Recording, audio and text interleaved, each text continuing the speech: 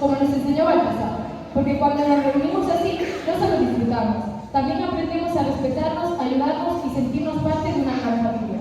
Nosotros, alumnos de tercer y cuarto de la ESO de Azúa, con una coreografía al estilo jazz dance, os queremos contagiar de ritmo, entusiasmo y esfuerzo, demostrando que cada talento cuenta y que cuando trabajamos juntos podemos lograr cosas increíbles, como se vive cada día en la grande obra de Rocha.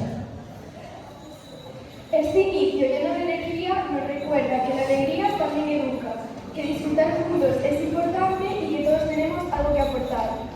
Y aunque ahora comenzamos con este ambientazo, poco a poco iremos dando paso a momentos más tranquilos y especiales, porque un día como hoy también hay espacio para la reflexión, para agradecer y para acordarnos de todos los lugares del mundo en los que las hijas de la Natividad de María y muchos amigos viven el espíritu que nos contagió don Baltasar.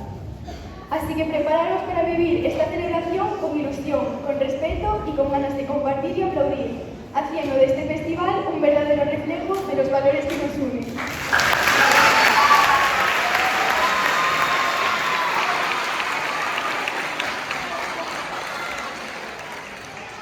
Por favor, rogamos durante las actuaciones o las presentaciones, sobre todo ahí arriba, guardamos silencio.